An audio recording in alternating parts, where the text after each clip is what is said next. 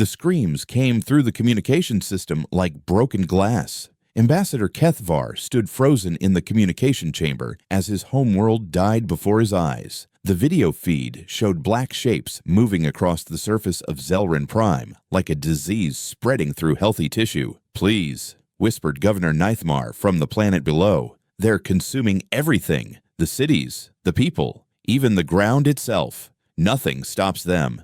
The feed shook as explosions rocked the government building.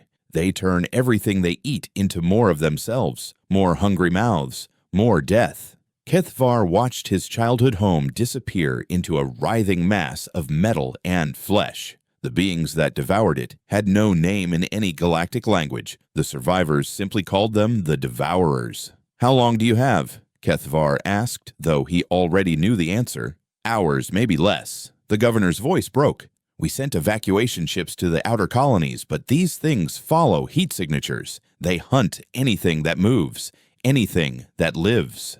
The transmission cut to static.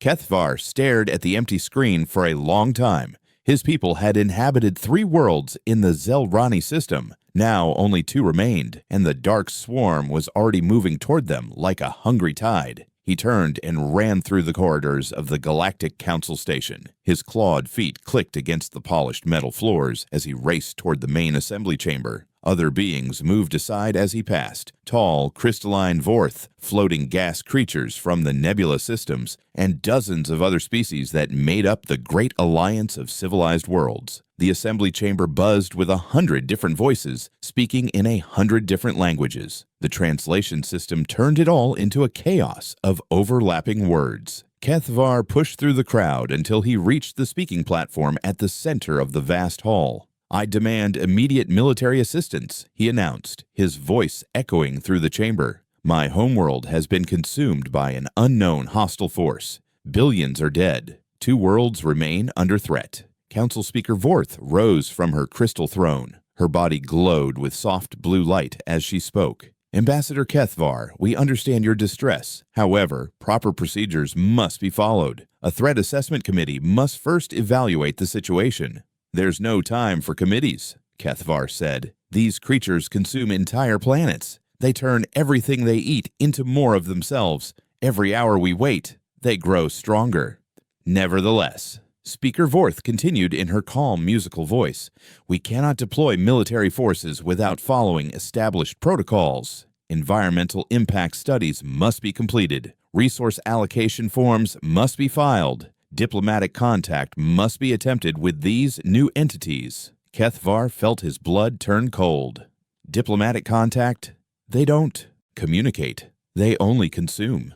"Every species can be reasoned with," declared Ambassador Tolrex from across the chamber. His insect-like head clicked as he spoke. "Violence is never the first solution. We must attempt peaceful resolution."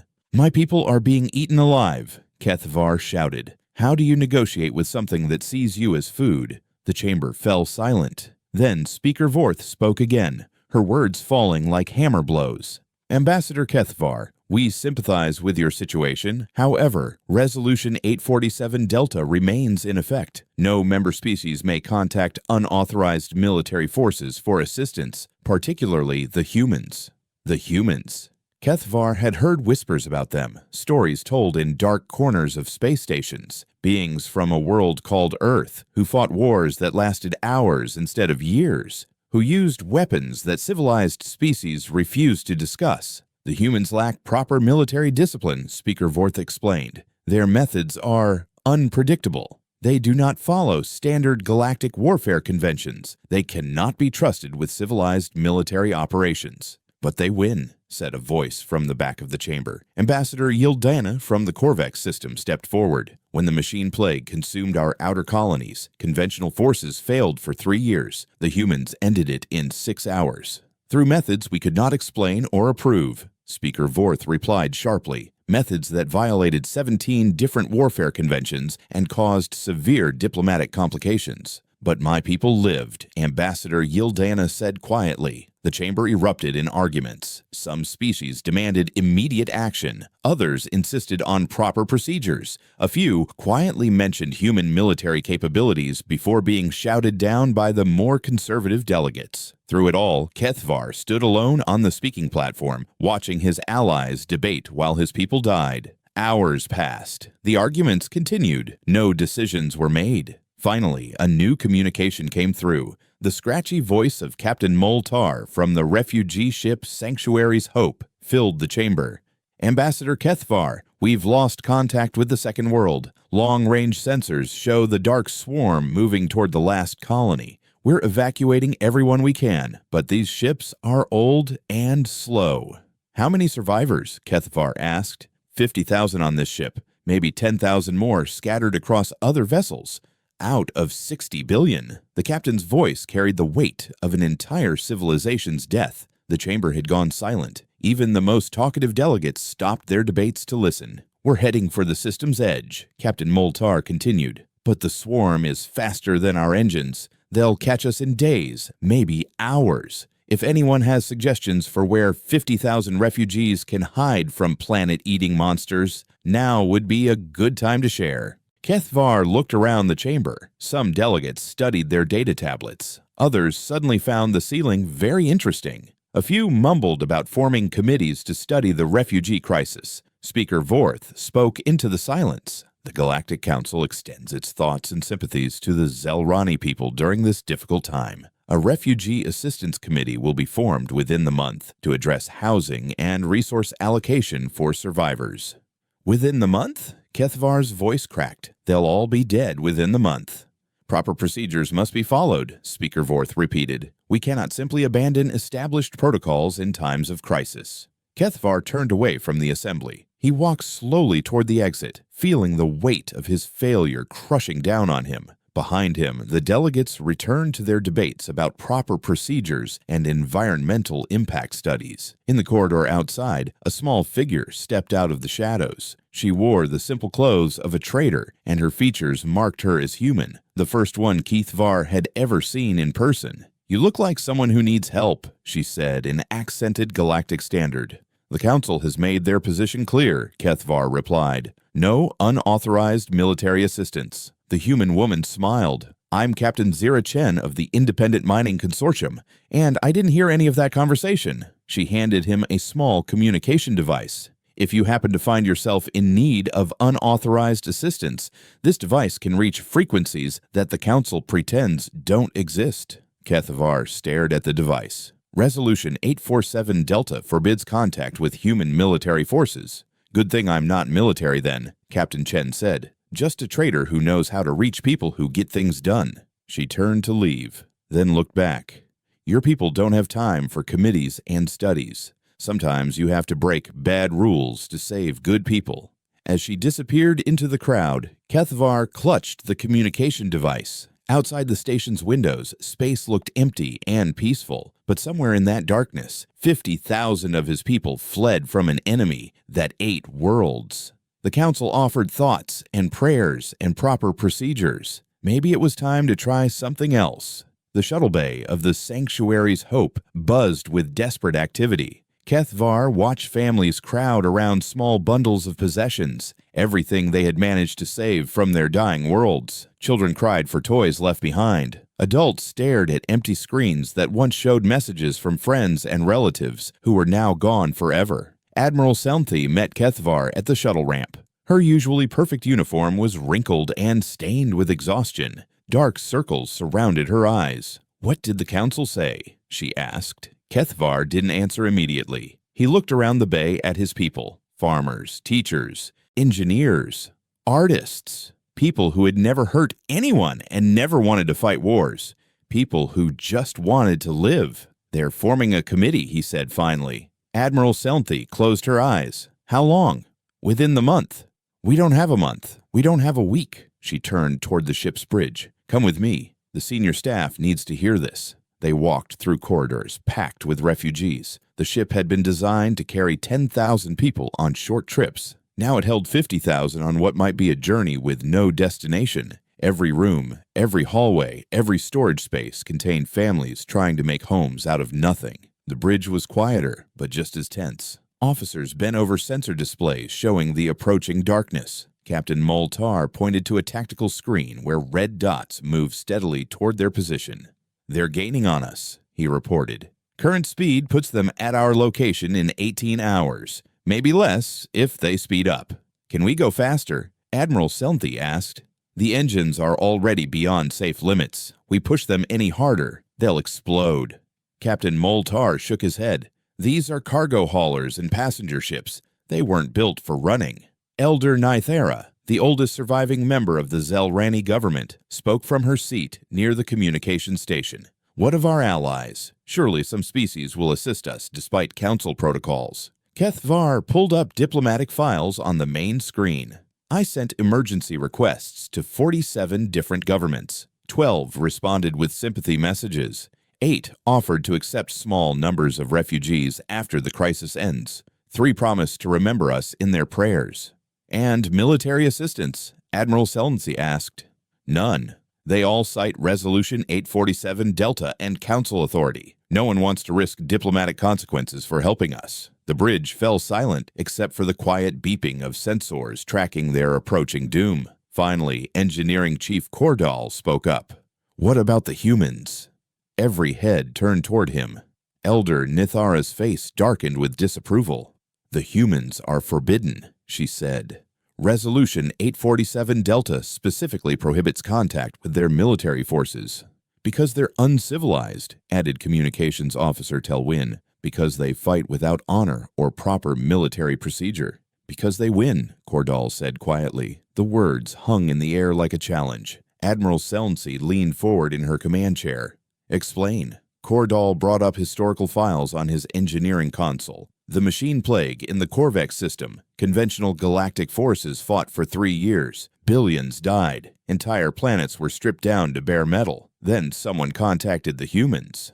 "Against council orders," Elder Nathara interrupted. "Against council orders," Cordal agreed. "The humans arrived with 12 ships. Not battleships or carriers. Just 12 ordinary-looking vessels. They ended the war in 6 hours.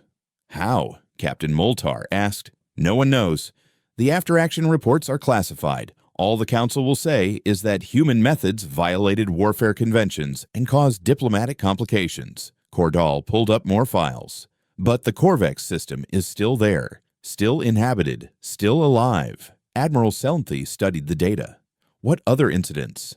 17 major crises in the past century. The Shadow Plague at Altair, the Void Storms in the Outer Ring, the Reality Breach at Proxima. Every time conventional forces failed, every time someone secretly contacted the humans, every time the problem disappeared within days, and every time the Council increased restrictions on human contact. Elder Nathara said, "There are reasons for those restrictions. Humans don't follow the rules of civilized warfare. They use weapons and tactics that proper military forces consider unacceptable."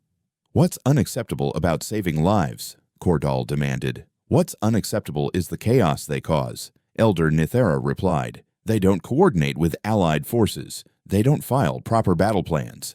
They don't respect chain of command or diplomatic protocols.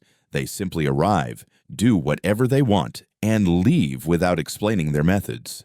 "Would you rather be alive and confused, or dead and properly documented?" Cordal shot back. The argument might have continued, but alarms began sounding throughout the ship. Captain Moltar rushed to his sensor station.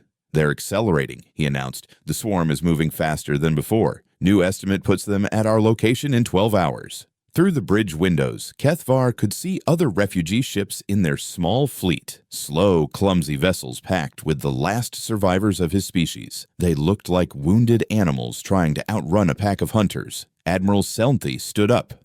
"Options. We could jettison cargo to increase speed," Captain Moltar suggested. "Buy ourselves maybe 2 more hours." "We could split the fleet," offered Navigation Officer Yeltran. "Some ships go one way, some go another. Maybe a few will escape." "We could surrender," Elder Nithara said quietly. "Send a message to the swarm. Perhaps they can be reasoned with." "They don't reason," Kethavar said. "They consume. Everything they touch becomes part of them. Every person they kill becomes another mouth to feed their hunger." Admiral Selnthe looked around the bridge at her officers. These were good people who had served their worlds faithfully. They had followed every rule, respected every protocol, obeyed every law, and now they were going to die because following the rules wasn't enough. Kethvar, she said finally, the human trader who spoke to you at the council station, did she give you any way to contact her people? Kethvar reached into his pocket and pulled out the small communication device Captain Chen had given him. It looked ordinary enough, just a standard emergency beacon modified with some extra circuitry. Elder Nithara stood up abruptly. Admiral, you cannot seriously be considering this. I'm considering keeping my people alive. By breaking the most fundamental law of galactic civilization, by contacting beings who care nothing for proper military conduct or diplomatic consequences. By contacting beings who win, Admiral Selnthe said. Elder, with respect, your diplomatic protocols are about to get us all killed. And what about afterward? Elder Nithara demanded. If we survive this by violating council law, we'll be outcasts. No civilized species will associate with us. We'll be pariahs.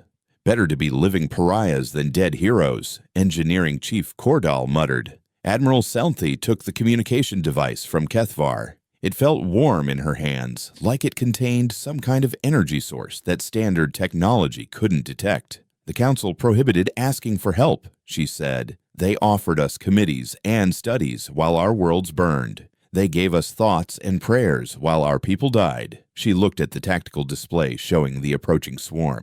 Maybe it's time to ignore the order.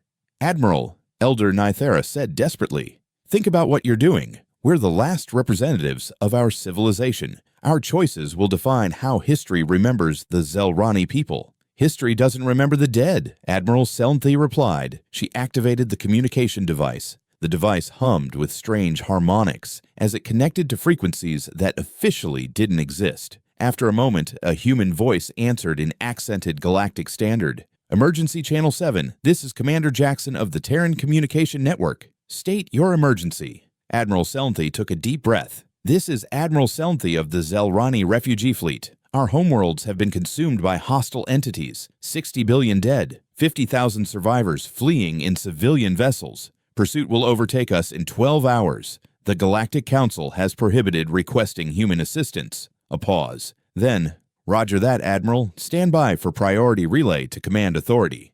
The channel went quiet. On the tactical display, the red dots representing the Devourer swarm continued their relentless approach. Around the bridge, Zelrani officers watched their instruments and waited for salvation or damnation. 3 minutes later, a new voice came through the communicator, older, female, carrying the weight of authority. Admiral Selnthe, this is Admiral Sarah Chen of the Terran Expeditionary Force. We received your distress call. 60 billion dead, you said? Yes, Admiral Selnthe replied. 3 worlds consumed in 2 days. And the council offered thoughts and prayers? They're forming a committee. A sound came through the communicator that might have been laughter, but it held no humor. Of course they are. Admiral, we're going to help you. But first, I need you to understand something. When we arrive, things are going to get strange.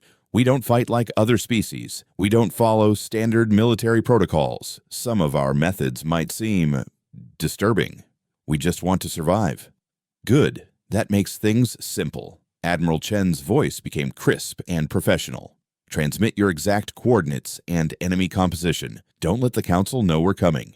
And Admiral, keep your ships together. Things are about to get very interesting. As the communication ended, Elder Nithara slumped in her chair. We've doomed ourselves, she whispered.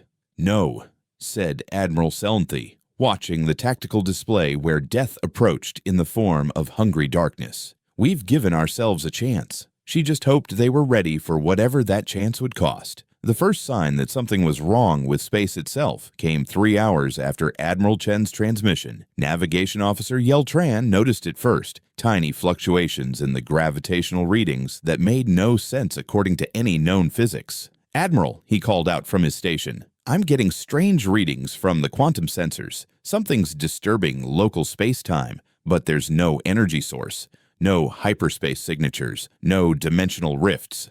Admiral Selnthe moved to look over his shoulder at the displays. The readings showed reality itself rippling like water, but with no stone thrown to cause the waves. Could it be the Devourers? She asked.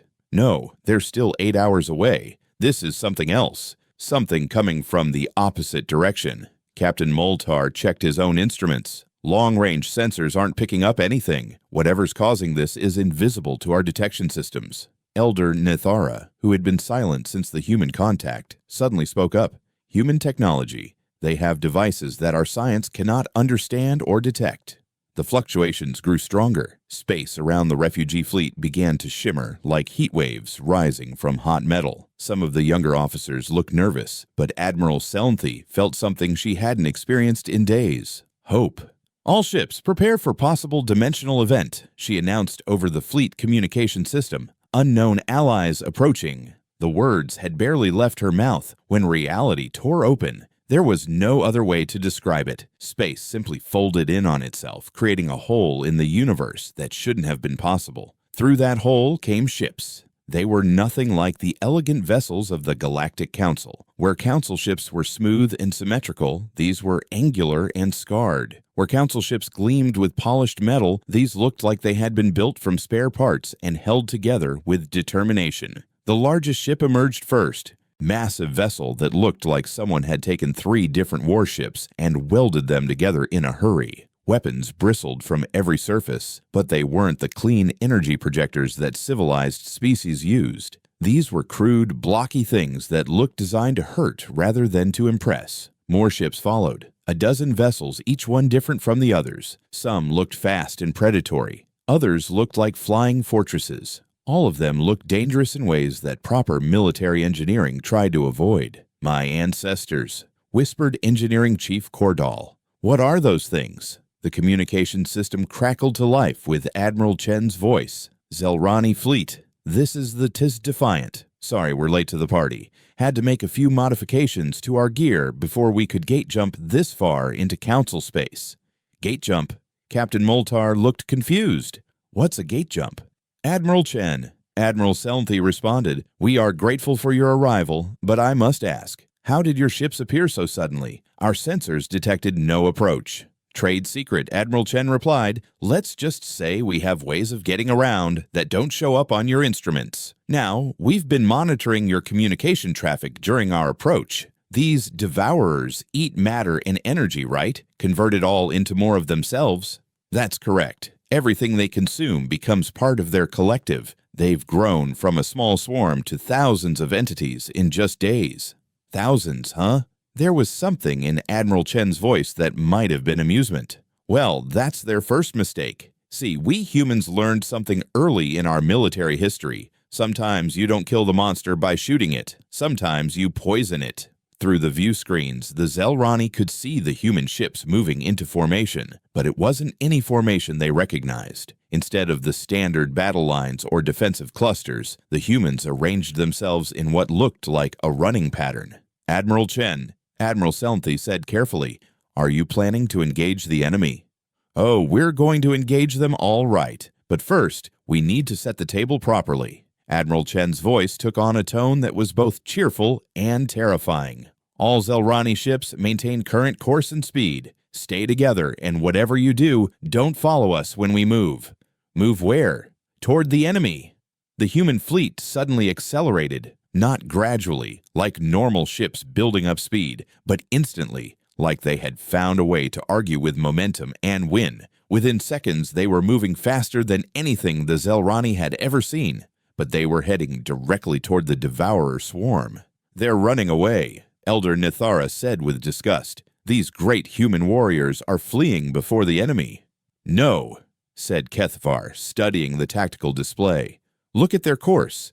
They're not running from the Devourers. They're leading them away from us. On the screen, the human ships raced through space toward the approaching swarm. The Devourers, sensing new prey, changed course to follow them. It was like watching someone use themselves as bait for a pack of hungry animals. Admiral Chen's voice came through the communicator again, and now she was clearly enjoying herself.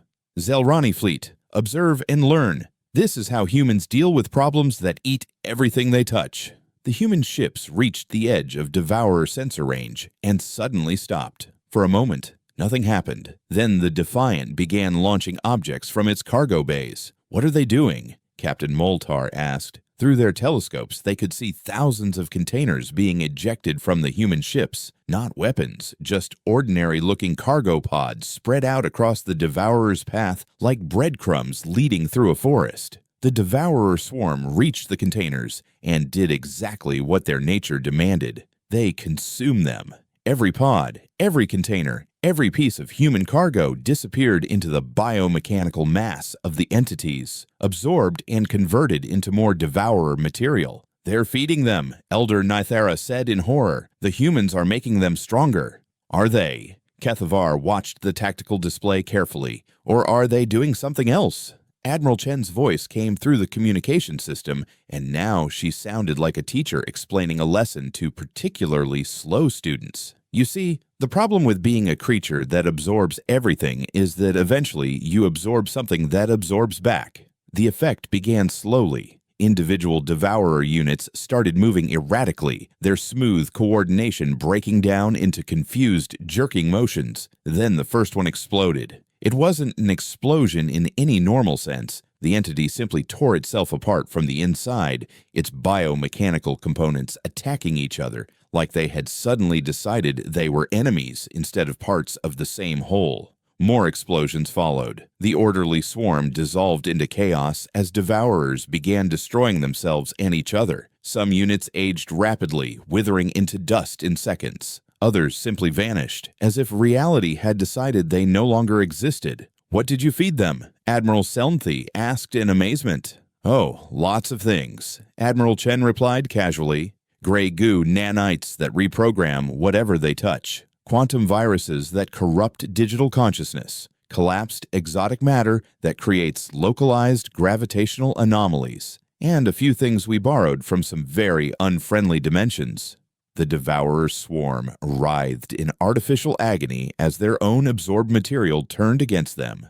But Admiral Chen wasn't finished. "All ships," she announced. "The main course has been served. Time for dessert. Fire for effect." The human weapons opened fire, and they were nothing like anything the Zelrani had ever imagined. Beams of energy that seemed to cut through space itself. Projectiles that moved faster than light and hit their targets before they were fired. Devices that made portions of the swarm simply stop existing. "What kind of weapons are those?" Engineering Chief Cordall asked in wonder. "Technically, most of them aren't weapons," Admiral Chen explained. "That's a causality manipulator that convinces reality the targets never existed. That one's an entropy accelerator that ages matter to death. And that big one we call the delete button, but I can't explain how it works without violating several laws of physics and at least 3 treaties with abstract mathematical concepts. In 30 minutes, a swarm that had consumed 3 worlds was reduced to scattered particles and fading energy signatures. The entities that had seemed unstoppable were simply gone, as if they had never existed at all. The human fleet regrouped near the debris field that had once been the greatest threat to galactic civilization. Admiral Chen's voice came through the communicator one more time, but now it carried a different tone, serious and almost sad. "Zelrani fleet, the immediate threat has been neutralized. Your people are safe." "How?" Admiral Selnthi asked. "How did you accomplish in minutes what our entire civilization could not do in days?" "Because we don't fight fair," Admiral Chen replied. "We don't follow the rules. We don't respect the conventions of civilized warfare. When something threatens innocent lives, we use every dirty trick, every forbidden technique, every impossible device we can think of." She paused. "Your council was right to ban us. We're not civilized. We're effective." Through the view screens, the Zelrani could see human ships beginning to fade, their strange stealth technology making them invisible again. "Where are you going?" Kethavar asked. "Back where we came from. Places that officially don't exist, doing jobs that never happened." Admiral Chen's voice was already growing distant. "But next time someone needs the impossible done, you know how to reach us." "Will there be consequences for contacting you?" "Probably. The Council doesn't like it when people solve problems they couldn't handle. But here's the thing about consequences. They're only scary if you're planning to live long enough to face them." The last human ship vanished into whatever dimensional space they had come from, leaving the Zelrani alone with their thoughts and their lives. Elder Nithara sat quietly in her chair, staring at the empty space where the devourer swarm had been. "What have we done?" she whispered. "We survived," said Admiral Selnthy. "Our people survived. Sometimes that's all that matters."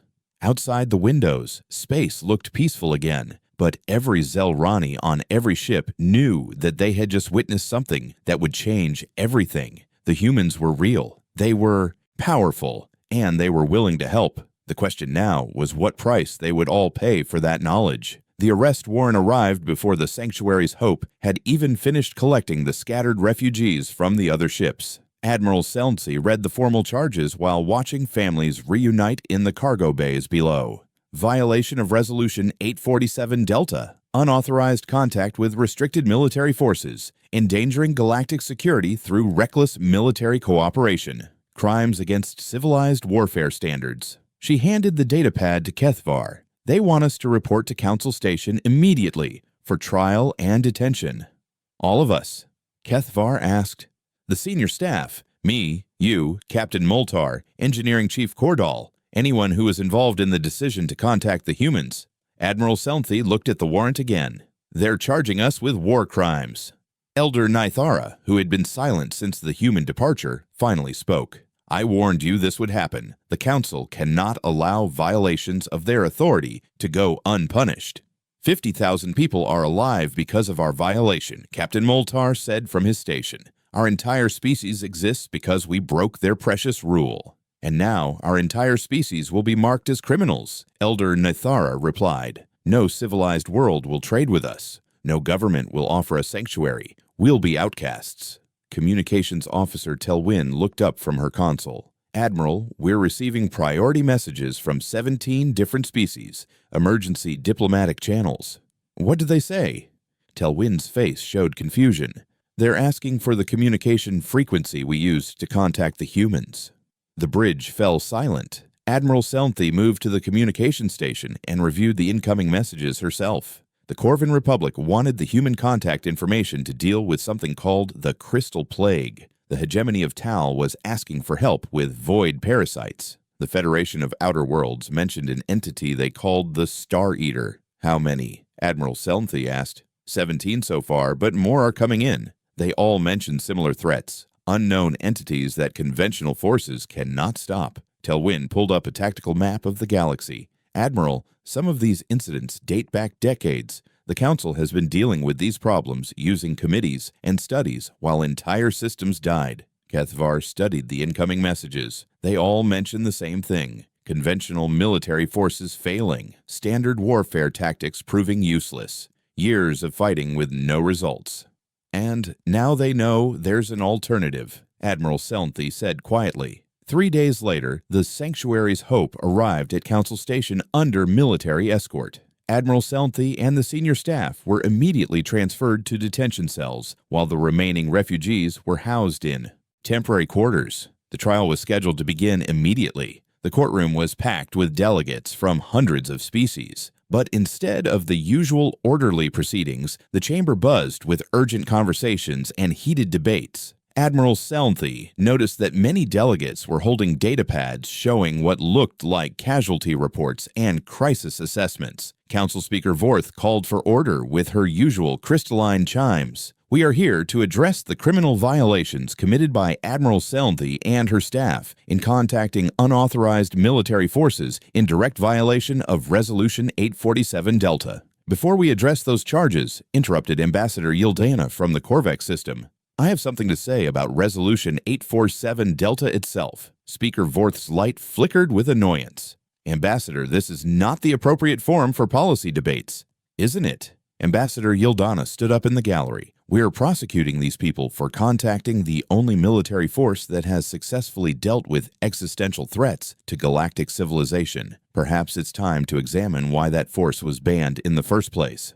"The reasons for Resolution 847 Delta are well documented," Speaker Vorth replied. "Human military forces are unpredictable, uncontrollable, and dangerous to galactic stability." "Dangerous to whom?" asked a new voice. Every head in the chamber turned toward the entrance. A human woman in a simple military uniform walked down the center aisle. Her hair was gray, her face weathered, and her eyes held the kind of authority that didn't need fancy titles or elaborate ceremonies. "Admiral Sarah Chen," she announced herself. "Terran Expeditionary Force. I'm here to testify on behalf of the defendants." The chamber erupted in shocked voices. Council Speaker Vorth's crystalline body flared with bright, angry light. "This is highly irregular. Humans are not permitted in council chambers during official proceedings." "According to what law?" Admiral Chen asked. "I checked your legal code. There's nothing that specifically bans human testimony in criminal trials." "You are not a member of the council," Speaker Vorth protested. "Neither are the defendants, but they're here." Admiral Chen took a position near the defense area. "I'm here because these people are being charged with crimes for requesting military assistance. I think their trials should hear testimony about the military assistance they received." Ambassador Thalrex, the insect-like delegate, clicked his mandibles nervously. "Admiral Chen, while your presence is unexpected, we must follow proper procedures." "Must we?" Admiral Chen looked around the chamber. "Because from what I've observed, your proper procedures seem to involve letting millions of people die while you debate the fine points of bureaucratic protocol." "That is not accurate," Speaker Vorth said coldly. "Isn't it?" Admiral Chen pulled out a data pad of her own. "The Helix Plague in the Andorian sector. Your forces fought it for 4 years. Casualty count, 2.3 billion dead, 17 worlds quarantined. Then the local government secretly contacted us. We ended the plague in 8 hours. Through methods that violated 17 different warfare conventions," Speaker Vorth replied. "Through methods that worked." Admiral Chen continued reading. "The machine revolt in the Perseus Arm. Your conventional forces fought for 6 years. Casualty count, 890 million dead, 43 industrial worlds destroyed. Secret human intervention ended the conflict in 1 day." More delegates began pulling out their own data pads, checking the historical records Admiral Chen was citing. "The Shadow War in the Outer Rim." Admiral Chen continued. 3 years of fighting, 1.7 billion casualties, 12 hours of human intervention brought unconditional enemy surrender. "How?" demanded Ambassador Kurthak from the Rigelian Union. "How do you accomplish in hours what our combined fleets cannot do in years?" Admiral Chen smiled, and it wasn't a particularly nice smile. "Because we cheat." The chamber fell silent.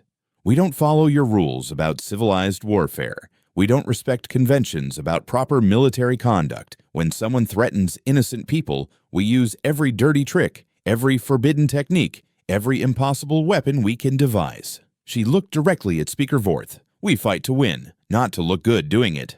"And that," Speaker Vorth said, "is precisely why Resolution 847 Delta exists. Your methods are unpredictable and dangerous."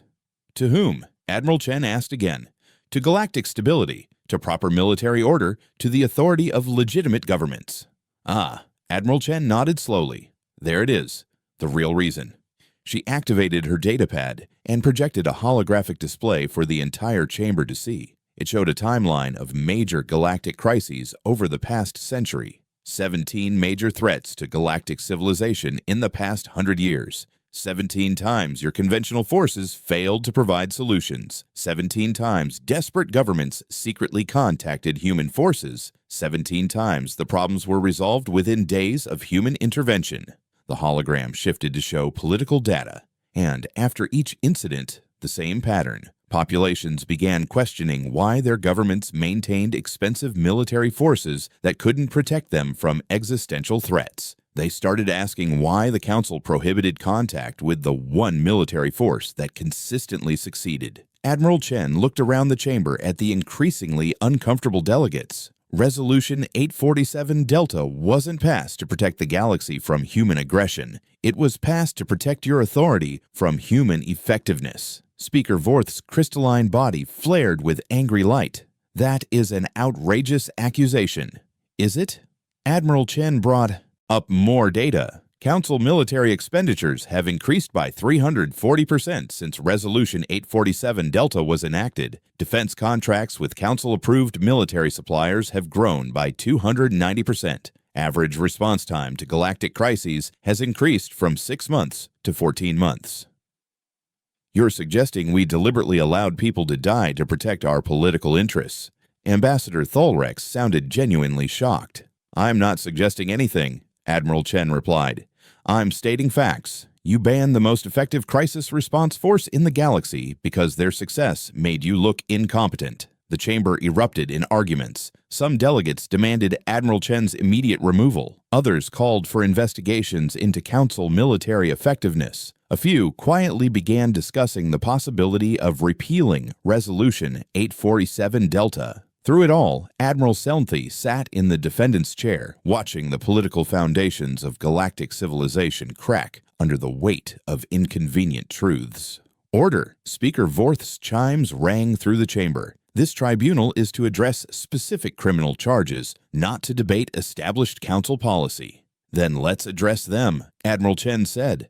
"Admiral Selnthe and her people are charged with contacting human military forces in violation of council law. I can confirm that they did indeed contact us. They sent a desperate message asking for help saving 50,000 refugees from an entity that your forces couldn't stop." She paused, letting that sink in.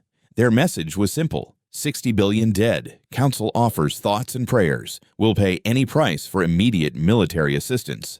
So we helped them. And now you want to prosecute them for choosing to save lives over following your rules. "Rules exist for good reasons," Speaker Vorth insisted. "Do they?" Admiral Chen gestured toward the defendants. "These people watched their entire civilization die while you formed committees. They chose to break your law rather than let the last survivors of their species be consumed by monsters. If that's a crime, then I'm proud to be an accessory." Elder Nithara, who had been silent throughout the proceedings, suddenly stood up. "I oppose the decision to contact the humans," she announced. "I believed in following proper procedures and respecting council authority." She looked around the chamber. "I was wrong." The chamber fell silent again. "I was wrong because I valued law more than life. I valued procedure more than survival. I valued the appearance of civilization more than actual civilization." Her voice grew stronger. "The humans are crude and violent, and completely without respect for proper diplomatic protocol. They're also the only reason 50,000 members of my species are still breathing." She sat back down, leaving the chamber in stunned silence. Admiral Chen nodded approvingly. "The truth is, you don't want to repeal Resolution 847 Delta because you know what will happen. The moment governments have legal access to effective military intervention, they'll stop relying on your expensive, slow, bureaucratic alternatives. Your entire system of military contractors and defense committees will become obsolete overnight." "This is not about political considerations," Speaker Vorth protested, but her light flickered uncertainly. "Isn't it?" Admiral Chen smiled again. "Then prove it. Repeal Resolution 847 Delta. Allow open military cooperation between human and council forces. Let's see how well your conventional methods compete when governments have alternatives." The chamber erupted in arguments again, but this time the lines were different. Progressive delegates demanded immediate policy changes. Conservative factions insisted on maintaining established order. Military representatives quietly calculated what open competition might mean for their budgets and influence. Admiral Selnthe watched it all and realized that something fundamental had changed. The secret was out. The galaxy knew that there were alternatives to slow, bureaucratic failure. The question now was whether civilization would choose effectiveness over appearances, whether the Council would choose results over control, whether the galaxy was ready for the truth about power and who really held it. The debate raged for 3 days. The Council chamber became a battlefield of words as delegates argued about military policy,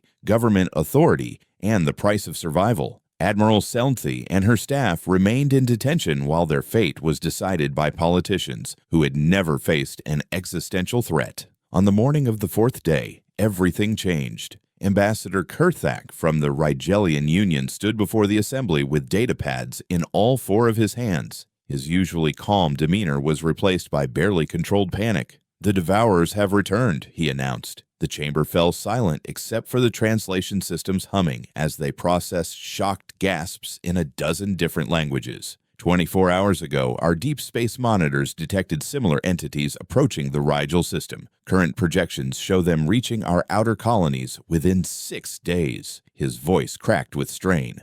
Our military commanders estimate it would take our conventional forces 8 months to mount an effective defense. The entities will consume our entire system within weeks. Speaker Vorth's crystalline body flickered with nervous light. Have you filed a request for emergency military assistance through proper channels? Proper channels will take 2 months to approve the request and another 4 months to deploy forces, Ambassador Kurthak replied. By then, there will be no one left to save. Then perhaps, said a voice from the gallery, it's time to try improper channels. Admiral Chen stood up from where she had been quietly observing the proceedings. Ambassador Kurthak, I believe you have something to ask me. The Rigelian delegate looked around the chamber at hundreds of faces representing hundreds of worlds. Some showed support, others showed disapproval, all of them showed fear. Admiral Chen, he said formally, the Rigelian Union requests immediate military assistance from human forces to defend against hostile entities that threaten our civilian population. In direct violation of Resolution 847 Delta, Speaker Vorth said coldly. Yes, Ambassador Kurthak replied. In direct violation, because following your rules will get my people killed. Admiral Chen nodded. Request received and approved. Human Task Force will deploy within 12 hours. She looked at Speaker Vorth. Unless, of course, the Council would prefer to handle this through proper channels. Before Speaker Vorth could respond, more delegates began standing up throughout the chamber. The hegemony of Tal requests human military assistance against void parasites in the outer sectors, announced Ambassador Yeldrone.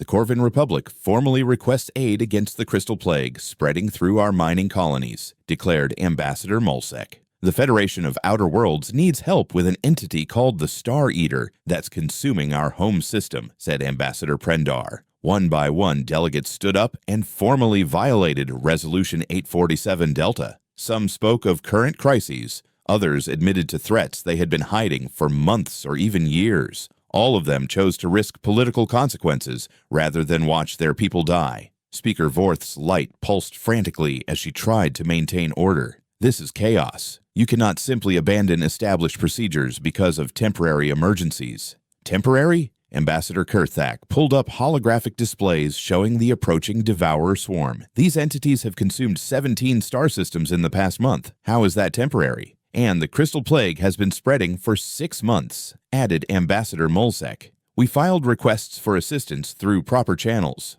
The Committee for Exotic Threat Assessment is still reviewing our initial paperwork. Admiral Chen stood quietly in the center of the growing storm, watching as decades of careful political control crumbled under the weight of desperate necessity. Enough, she said, and somehow her voice cut through the chaos. Speaker Vorth, you have a choice to make. You can continue insisting on proper procedures while systems burn and populations die, or you can adapt to reality. The reality is that you humans are dangerous and unpredictable, Speaker Vorth replied. Your methods violate every principle of civilized warfare. Our methods work, Admiral Chen said simply. And right now, that's what matters. Elder Nithara stood up from the gallery. Despite her age and recent trauma, her voice carried clearly through the chamber. I have spent my entire life believing in proper procedures and established authority. I taught my children to follow rules and respect institutions. She looked directly at Speaker Vorth, and I watched my entire civilization die while those institutions debated the proper format for our requests for help. She gestured toward Admiral Chen. These humans are crude and violent and completely without respect for diplomatic protocol. They use weapons that shouldn't exist and tactics that civilized people find disturbing. Her voice grew stronger. They're also the reason any of my people are still alive to have this conversation. What are you suggesting? Speaker Vorth asked. I'm suggesting that perhaps it's time to stop pretending that following rules is more important than saving lives. The vote, when it finally came, was closer than anyone had expected. The motion to repeal Resolution 847 Delta passed by exactly 7 votes out of nearly 300 cast. Progressive species that had lost people to unsolvable crises voted for repeal. Conservative factions that prioritized institutional stability voted against. Military contractors and defense committee members lobbied frantically to maintain their monopoly on galactic security. But in the end, fear won over politics. Speaker Vorth announced the results with barely controlled anger. Resolution 847 Delta is hereby repealed. It is replaced with humanitarian contact protocols that allow member species to request human military assistance in cases of existential threat. With proper oversight, of course, added Ambassador Thulrex. Of course, Admiral Chen agreed with a smile that suggested the oversight would be about as effective as trying to supervise a hurricane. The trials of Admiral Selnthe and her staff were quietly dropped. Instead of criminal charges, they received commendations for innovative crisis management under extreme circumstances. The Zelrani refugees were granted full asylum and citizenship rights on 17 different worlds. 3 months later, Admiral Selnthe stood on the bridge of the newly constructed New Sanctuary, watching human ships work alongside Council forces to evacuate civilian populations from a system threatened by something called the reality virus. The coordination was imperfect. Humans ignored chain-of-command protocols, and Council forces complained about reckless tactics. But it worked. Admiral Communications Officer Telwyn reported, "The evacuation is complete. All civilian populations have been safely relocated." And the reality virus. Human forces deployed something they called a logic bomb. The virus tried to process it and deleted itself from existence. Telwyn paused. Their after-action report says they convinced reality that the virus was a logical paradox that couldn't exist. Admiral Selnthe shook her head. She had stopped trying to understand human military technology months ago. It worked, and that was enough. "Admiral," said a new voice, incoming transmission from Admiral Chen. The human commander's face appeared on the main screen. Behind her, Selnthe could see the usual chaos of human crew members working at stations covered in warning labels and emergency controls. "Admiral Selnthe, good to see you again. We're wrapping up operations here and heading to the Vega system. Something called the Dream Plague has convinced an entire planet that it doesn't exist." "How do you fight something like that?"